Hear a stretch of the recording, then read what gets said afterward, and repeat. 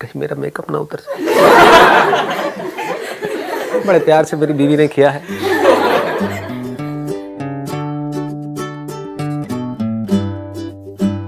I have a question कि how to maintain the emotional stability, that is a big issue.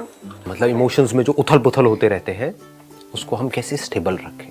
So over thinking, like कुछ भी चीज़ हो उसके बारे में हम सोचते रहते हैं, मतलब उस टाइम वो काम छोड़ के दूसरे काम की तरफ कैसे जाए। Good question. मतलब कि over thinking, the problem of over thinking, कि हम सोचते बहुत ज़्यादा हैं, करते बहुत कम है। तो ऐसा कैसे हो कि हम उतना ही सोचे जितना हमको करना है, ना उससे ज़्यादा ना उससे कम। सर मैं एक चीज़ जानना चाहता हूँ, आपने हमेशा कहा कि अपनी इंटरनल वॉइस को सुनो, इंटरनल वॉइस को सुनो, बट सर हमारा इंटरेस्ट वो चेंज होता रहता है। So how to stay on that कि मतलब हम एक पे फोकस कर सकें। जस्ट हमने 2 दिन फोकस किया, 3 दिन फोकस किया, प्रॉब्लम आई, हमने उसे छोड़ दिया। ठीक है, मतलब आप ये कह रहे हो कि मैं कहता हूँ कि अपने अंदर की आवाज़ को सुनो, लेकिन हमारे अंदर की आवाज़ रोज़ बदलती रहती है ना? रोज़ कोई नया आइडिया आ जाता है, फिर जो पुराना है वो पीछे चला जाता है, फिर वहाँ पर कोई प्रॉब्लम आती है, फिर वहाँ से ध्यान हट जाता है, फिर कोई नया आइडिया हमको अट्रैक्ट कर लेता है। मतलब हम किसी भी एक चीज में एक्सीलेंस को अचीव नहीं कर पाते। That is what you are asking, right? The same is my question. हाँ, कि हम उसके एंड तक नहीं जा पाते। एंड तक जाने का मतलब है उसमें सक्सेसफुल नहीं हो पाते। जैसे हमारी अपब्रिंगिंग होती है तो वैसे ही हमारी थिंकिंग बन जाती है, तो वो चेंज नहीं हो पाती। जैसे हमारी पेरेंट्स की थिंकिंग जैसी होती है वो हम चेंज नहीं कर पाते। जैसे उनकी एक ही बात है कि यही रास्ता है और ऐसी सक्सेस मिलेगी, तो वो ना चेंज होना चाहते हैं और वो हमारी ऐसे करते हैं कि हम भी चेंज नहीं कर पाते उनकी वजह से। तो हमारी थिंकिंग एक ही रास्ते पे चलती है कि अब यही चीज़ है और ऐसे ही होगा, तो एक पर्टिकुलर माइंडसेट बन जाता है हमारा, तो वो चेंज नहीं हो पाता है। आप क्वेश्चन ये पूछ रहे हो कि किस तरह से हम अपनी थिंकिंग को उससे अलग करें, क्योंकि उस थिंकिंग का हमको कुछ बेनिफिट नज़र नहीं आ रहा है।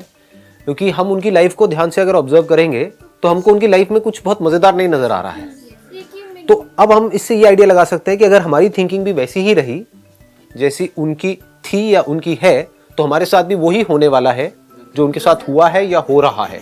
तो क्या हम चाहते हैं हमारी लाइफ बिल्कुल वैसी हो जैसी आपकी पेरेंट्स की है? हाँ, तो ये पहला स्टेप है। द मोमेंट यू से नो, तो अब यहां से आपकी थिंकिंग बदलने लग जाती है। अदरवाइज आपके जो डिसीजंस होंगे वो फियर के ऊपर होंगे। नहीं तो आप क्या कहोगे कि नहीं, घर वाले जो कह रहे हैं वो कर लो। पहले आपको ये पूछना, हाँ ठीक है कर तो लो, वो तो एक सेफ एंड सिक्योर ऑप्शन है, जो वो कह रहे हैं चुपचाप करते चले जाओ। लेकिन उससे होगा क्या? उससे मान लो आपको एक ऐसी लाइफ मिल जाएगी जैसी आपके पेरेंट्स की है, तो क्या आपको वैसी लाइफ चाहिए? अगर चाहिए तो कोई प्रॉब्लम नहीं है। I am not judging somebody. हो सकता है आप कहो हाँ ठीक है मुझे ऐसी ही लाइफ चाहिए, देयर इज नो प्रॉब्लम। फिर ये क्वेश्चन इररिलेवेंट हो जाता है वहां पर। बट द मोमेंट यू से नहीं मुझे ऐसी लाइफ तो बिल्कुल नहीं चाहिए नहीं चाहिए, है ना? ऐसी नहीं चाहिए कि मैं थकना नहीं है जिंदगी में, एज चाहे कितनी भी हो जाए, डरना नहीं है जिंदगी में, रिस्क लेने से नहीं डरना है, फेलियर से नहीं डरना है। अगर हमें ऐसा बनना है तो इसका मतलब हमारी थिंकिंग उनसे बिल्कुल अलग होनी चाहिए। क्योंकि अगर वो अपनी लाइफ से खुश नहीं है अपनी थिंकिंग की वजह से, अपने एक्शंस की वजह से, तो अगर आपकी वैसी थिंकिंग है वैसी एक्शंस है तो आपको भी खुशी मिलने वाली नहीं है। तो ये आपको डिसीजन लेना है। The moment you take this decision, तो यहां से एक नई एक थॉट प्रोसेस शुरू हो जाती है। आप बहुत देर से खड़े हुए हो, please have a seat. Let's give a big hand for her.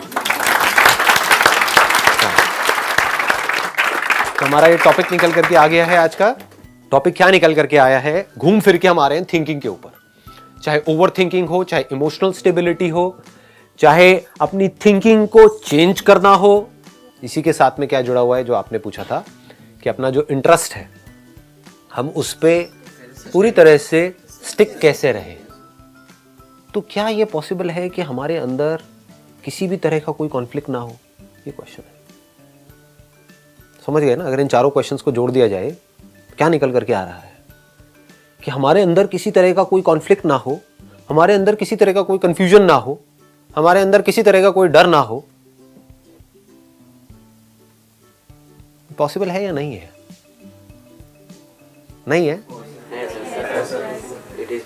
It starts from this, you know. ये आपको अपने आप से पूछना है। मैं आपको नहीं बताऊंगा कि मेरे लिए पॉसिबल है या नहीं है, वो आप मेरी आंखों में देख सकते हो।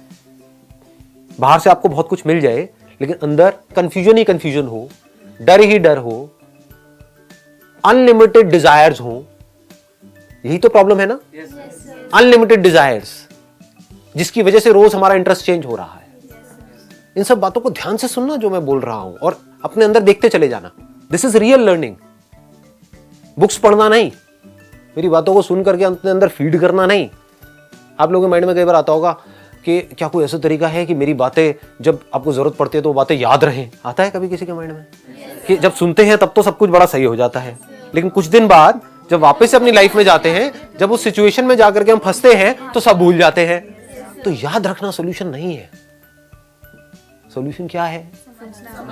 अगर आपको याद रह भी गया तो क्या होगा, उस टाइम पे हो कुछ और रहा होगा, आप अपने अंदर ही अंदर कुछ और बोल रहे होगे, नहीं आसान है, आसान है, आसान है। नहीं, एक्चुअल में अगर आसान बनाना है सब कुछ, समझ रहे हो ना? हाँ, कि सामने उस वक्त आपको लड़ना है। आपके सामने है कोई बच्चा है छोटा सा, मान लो आप कहीं पार्क में हो और उसको कोई किडनैपर उठा करके ले जा रहा है, तो वहां पर आपको ये नहीं बोलना आसान है, कुछ नहीं है, सब सही है, सब सही है, जो होता है अच्छे के लिए होता है, जो होता है अच्छे के लिए होता है। ये इसको कहते हैं वर्ड्स में जीना। तो यहां तक हम पहुंच गए हैं कि अब हमारे माइंड में कोई कंफ्यूजन ना हो, कोई कॉन्फ्लिक्ट ना हो। हमारे माइंड में कंफ्यूजन क्यों होता है? आप चाहते हो ऐसा माइंड या नहीं चाहते हो? इस माइंड में कोई कंफ्यूजन ही ना हो, या हो भी तो उसका 1 सेकंड में सोल्यूशन निकल आए, खत्म। कॉन्फ्लिक्ट आया मतलब कि 2 रास्ते आए। कंफ्यूजन क्या है, कॉन्फ्लिक्ट क्या है? सामने एकदम से 2 रास्ते आ गए, अब यहां जाऊं या यहां जाऊं। यहां गया तो ये रास्ता जंगल में जा रहा है, लेकिन कहते हैं कि इस रास्ते पे आगे चल करके एक खजाना है। मैं इशारों में बात कर रहा हूं, समझते चलिए ना, है ना? ये एक यूनिवर्सिटी है, यहां पर जाऊंगा, यहां से निकल करके ये हो जाएगा, हाँ यहां पर लाइफ सेट है। लेकिन ये एक ऐसा रास्ता है जो मेरे घर वाले कह रहे हैं, लेकिन पता नहीं यहां पर क्या होने वाला है। समझ गए ना? फंस गए। अब यहां पर आप फंसे हुए, तो ये क्या है? कंफ्यूजन ही है ना चारों तरफ। इसका सोल्यूशन क्या है? बताओ जी, लगाओ दिमाग। और ये मुझे लगता है कि अगर हम कंफ्यूज हैं ऐसे 2 रास्तों पे, तो अगर हमारा मन है कि ठीक है ये रास्ता बिल्कुल परफेक्ट है हमारे लिए, तो हमें चले जाना चाहिए। और अगर हम फिर भी कंफ्यूज है तो हमें अपने पेरेंट्स से कंसल्ट करना चाहिए या किसी भी टीचर से, और वो जो भी कहें वो कर लेना चाहिए उस टाइम पे। जो प्रॉब्लम है पहले हम उसको ध्यान से समझ लेते हैं। प्रॉब्लम क्या है कि आपकी एक थिंकिंग है, एक लाइन ऑफ थिंकिंग है, एक माइंडसेट है। वो माइंडसेट कैसे बना? जैसी आपकी अपब्रिंगिंग है, जैसी आपकी कंडीशनिंग हुई है, ये कंडीशनिंग किसने करी? पेरेंट्स ने करी, और सोसाइटी ने करी, एजुकेशन सिस्टम ने करी, सबने मिल करके करी।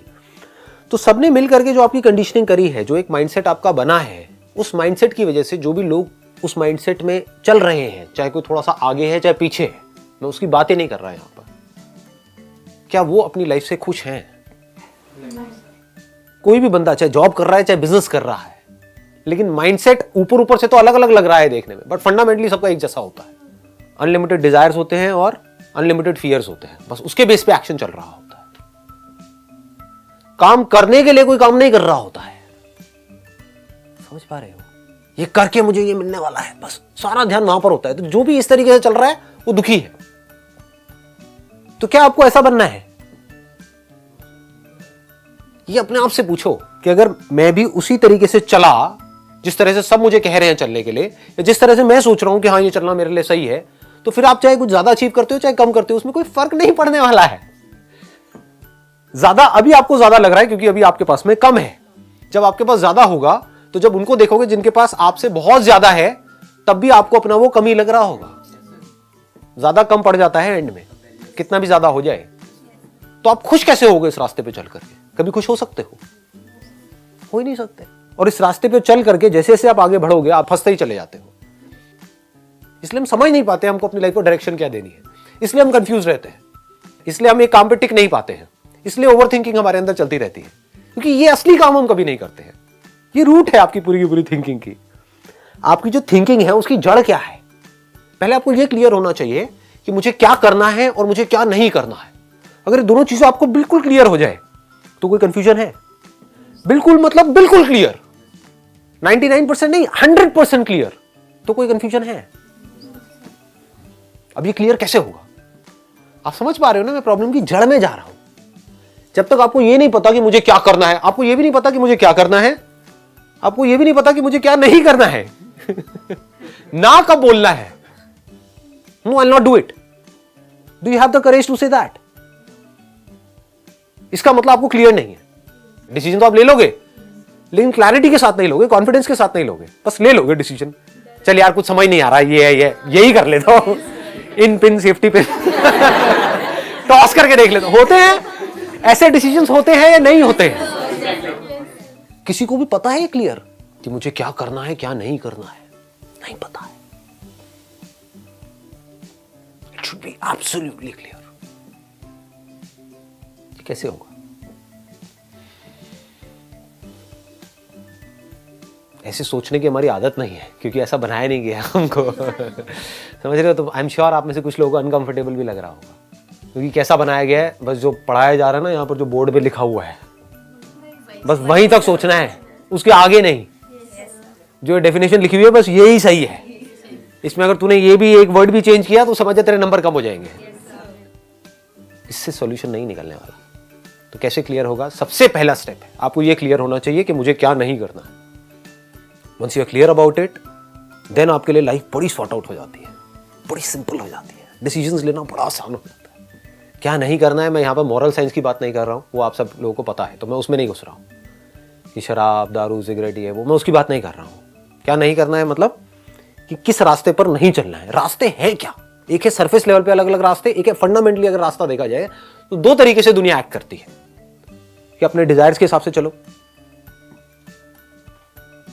और अपने फियर्स के हिसाब से एक्ट करते चले जाओ. Action based upon your desires and fears. आपके अंदर ये डिजायर्स आए कहां से? आपको लग रहा है मैंने खुद बनाए हैं. खुद कहां बनाए हैं? बन जाते हैं डिजायर्स तो. किसी को कुछ करते हुए देखते हैं हमारा भी मन करने लग जाता है करने का. किसी चीज के बारे में हमको पता लगता है तो अभी तक माइंड एक जगह पर चल रहा था लेकिन अब हम डिस्ट्रैक्ट हो जाते हैं. डिस्ट्रैक्ट किसकी वजह से हो रहे हो? आपका डिजायर है एक काम को करने का, अब एक नया डिजायर आ गया तो क्या डिजायर ही आपकी प्रॉब्लम नहीं है? इन चीजों को हम देख क्यों नहीं पाते हैं?